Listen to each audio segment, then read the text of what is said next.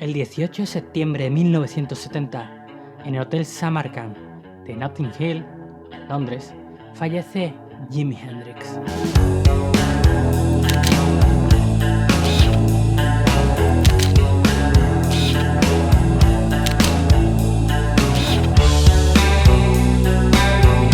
Con tan solo 27 años y apenas 4 años de carrera profesional, Hendrix se había convertido en uno de los guitarristas más innovadores de la historia del rock, desbancando a auténticos dioses de las 6 cuerdas, como el mismísimo Eric Clapton, y dejando boquiabierto al mundo entero.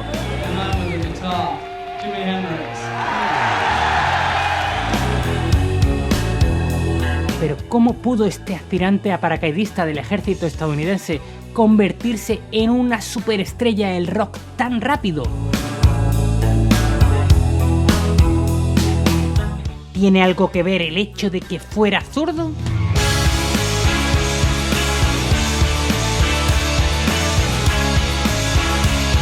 ¿Quieres saber esto y mucho más? Pues ya sabes, quédate y vamos a ello.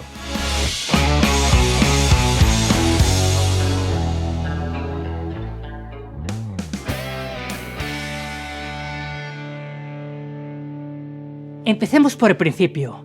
En noviembre de 1942, en plena Segunda Guerra Mundial, nació en Seattle el pequeño Johnny Allen Hendrix.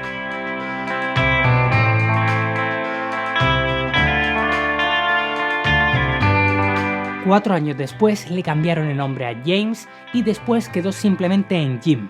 Sus padres, Al y Lucille, tenían una relación bastante mala, marcada por el alcohol y la pobreza, por lo que Jimmy pasó buena parte de su infancia con sus abuelos.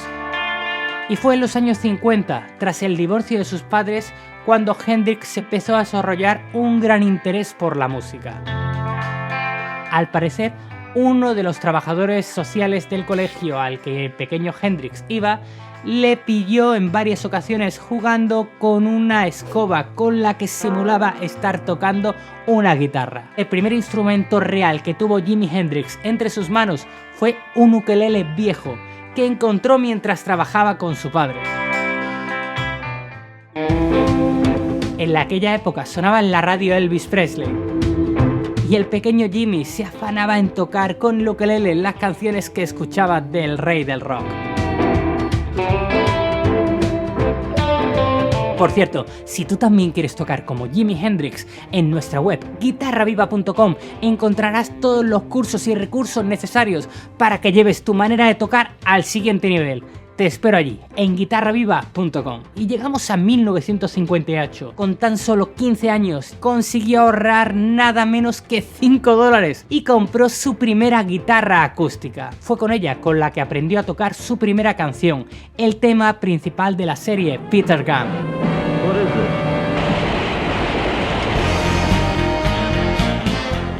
Hendrix montó su primera banda, The Velvet Tones, pero se dio cuenta que con una acústica apenas se le escuchaba por encima del resto de instrumentos. Necesitaba por tanto una guitarra eléctrica para poder sonar, y fue tan insistente que en el año 59, al final su padre acabó cediendo y le compró una Supro Ozark blanca. Esta fue la primera guitarra eléctrica de Jimi Hendrix, la primera de muchas que tendría que voltear y cambiarle el orden de las cuerdas para compensar el hecho de que él era zurdo. Sin embargo, Jimmy aprendió a tocar la guitarra con ambas manos, forzado por su padre, que pensaba que hacer cosas con la mano izquierda era una especie de señal diabólica. Muchos dicen que quizá este fuera el gran secreto de que Jimi Hendrix tuviera tal habilidad con la guitarra, el poder tocar con ambas manos. Así que ya sabes, si quieres tocar como Jimi, te toca practicar al revés. Soy el próximo Jimi Hendrix, tío. Pero bueno, volvamos a la historia.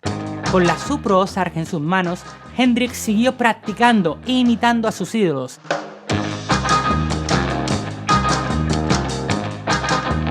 Y entonces comenzó a actuar con The Rocking Kings, una banda profesional que tocaba entre otros sitios como el mítico Birdland Club de Nueva York. Hendrix era feliz con su guitarra, pero ¿sabes lo que pasó? Durante una noche después de tocar, le robaron su guitarra y Hendrix, que se habría gastado toda la pasta que ganaba, tuvo que pedirle a su padre que le comprara otra nueva. En este caso, una Dan Electro Silverstone. Con 19 años, en 1961, Jimi Hendrix tuvo que alistarse al ejército, después de que la policía lo pillara un par de veces conduciendo un coche robado. Y allí fue cuando conoció al bajista Billy Cox, con el que empezó a tocar algunos fines de semana en los clubs de la base militar. Por supuesto, Jimi Hendrix había pedido a su padre que le enviara su guitarra. Estaba obsesionado con el instrumento. Pasaba olímpicamente de sus obligaciones militares, lo que llevó a que sus superiores pensaran que ese chavalito de Seattle tenía poco que aportar al ejército. Por esta razón, lo mandaron para casa antes de que terminara el tiempo.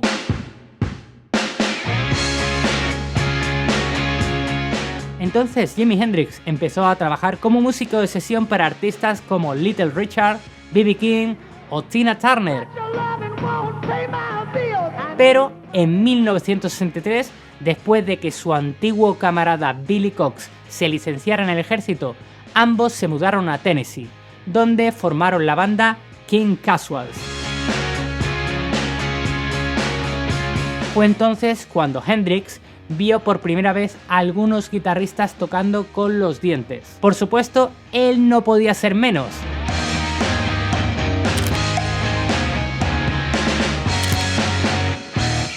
Sin embargo, Jimi no tardó mucho en cansarse de Tennessee y en 1964 se mudó al barrio de Harlem, en Nueva York. Allí comenzó a tocar en locales y ganó algunos premios en concursos de talentos, hasta que tuvo la oportunidad de incorporarse a la banda de The Isley Brothers y poco después a The Upsetters, el grupo mítico de Little Richard. Fue con esta banda con la que en 1965 Jimi Hendrix hizo su primera aparición en televisión, en el programa Night Train. Hendrix iba haciéndose un hueco en la escena musical de la época. Sin embargo, no le gustaba demasiado eso de estar bajo las órdenes de otros. De hecho, tuvo varias discusiones con Little Richard, debido, entre otras cosas, a las excentricidades de Jimi Hendrix sobre el escenario. Parece ser que Jimi Hendrix se sentía limitado y por esa razón decidió montar en 1966 su propia banda, Jimi James and the Blue Flames, con la que empezó a desarrollar su estilo propio, tocando en varias salas de Nueva York.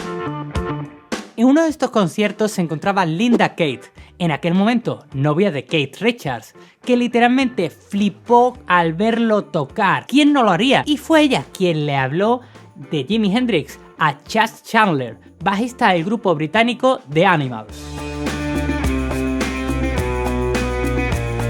Chandler estaba a punto de dejar la banda británica para dedicarse a la producción y en ese momento estaba buscando un artista para versionar Hey Joe, el tema de Teen Rose. Una noche, Chas acudió al Café Wha de Nueva York, donde tocaba a aquel tal Hendrix, del que había oído hablar a su amiga Linda. ¿Sabes qué pasó? Que quedó totalmente fascinado, alucinando, flipando. No solo por su forma de tocar, sino por la canción que había elegido. ¿Adivinas cuál, verdad? Efectivamente, Hey Joe. Hey Joe. De manera ipso facto, Chas Chandler contactó con Hendrix y le ofreció un contrato para que viajara con él a Londres.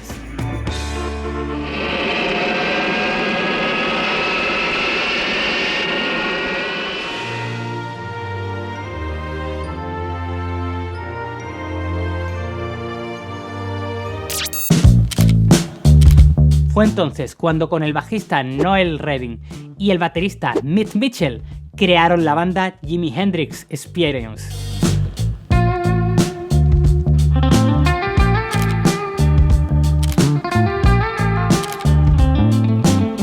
El éxito de la banda fue instantáneo y su líder, Jimi Hendrix, revolucionó por completo el panorama musical.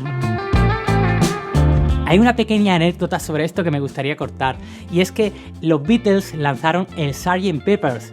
Y bueno, Jimi Hendrix tocaba no sé si esa noche o al día siguiente. La cuestión es que fueron a verlo. Y cuando Jimi Hendrix se enteró de que estaban allí los Beatles, ¿sabes lo que hizo? Versionó el Sgt. Pepper's. Y quedaron totalmente alucinados.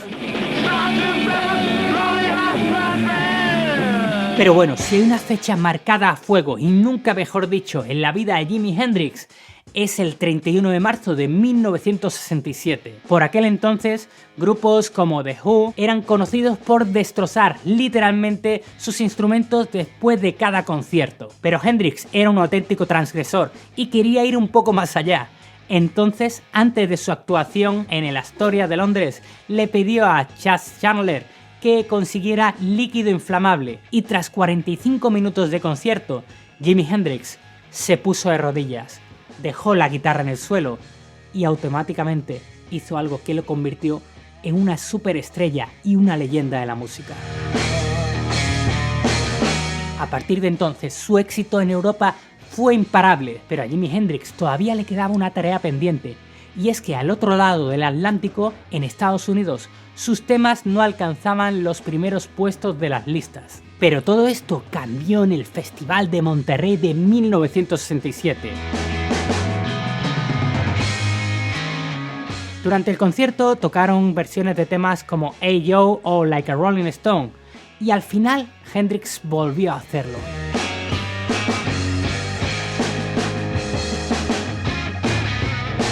Jimi Hendrix había conquistado América. Con su banda Jimi Hendrix Experience publicó 3 LP, Are You Experienced, Bolt at Love y Electric Ladyland.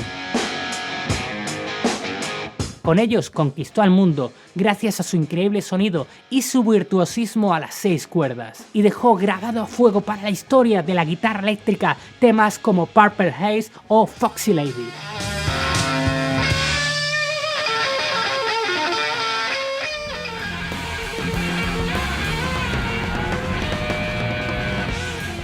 Pero las tensiones creativas hicieron que en 1969 la banda terminara disolviéndose, dejando una huella imborrable en la historia de la música, y situando a Jimi Hendrix como el músico de rock mejor pagado del momento. Poco después, en agosto de ese mismo año, el Festival de Woodstock llevaba a Hendrix como cabeza de cartel. Era el concierto que cerraba el festival, y pese a que hizo esperar al público hasta las 8 de la mañana porque se le metió en la cabeza retrasar el concierto, Jimi no decepcionó y dejó para la posteridad su interpretación del himno de Estados Unidos.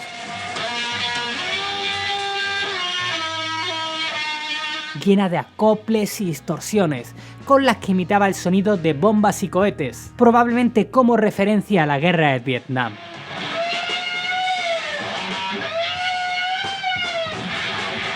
Este concierto sin duda alguna ha pasado a la historia y algunos críticos lo describieron como el mejor momento de los años 60.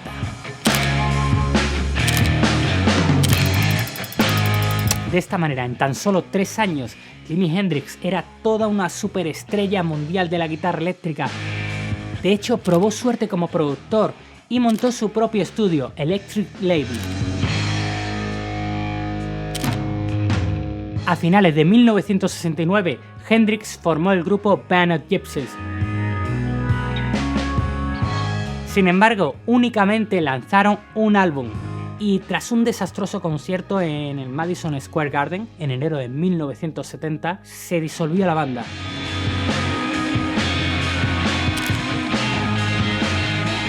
Fue entonces cuando se intentó reformar la Jimi Hendrix Experience, con el batería Mick Mitchell, toda una leyenda, y con Billy Cox en el bajo. El grupo renació con el nombre The Cry of Love y comenzaron a trabajar en nuevos temas, pero todo se detuvo repentinamente. Y es que desde su salida del ejército, Jimi Hendrix había ido sumiéndose poco a poco en una espiral de violencia, alcohol y drogas.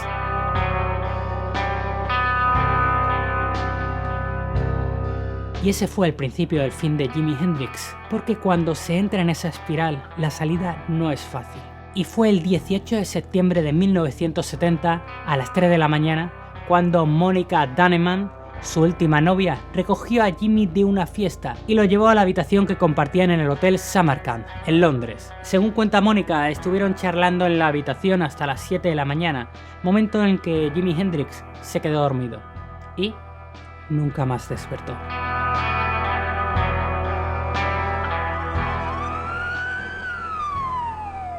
The Jimi Hendrix experience is over. The acid rock musician died today in a London hospital. La noticia fue un auténtico shock.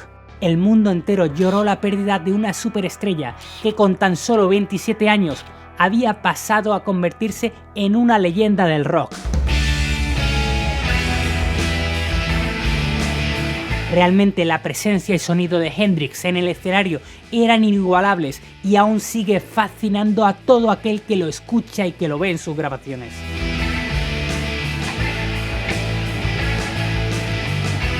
Sin duda, Jimi Hendrix marcó una época en la historia de la música y de la guitarra eléctrica, influenciando a multitud de músicos y grupos posteriores. Y la verdad, quién sabe hasta dónde podría haber llegado de seguir vivo hoy día.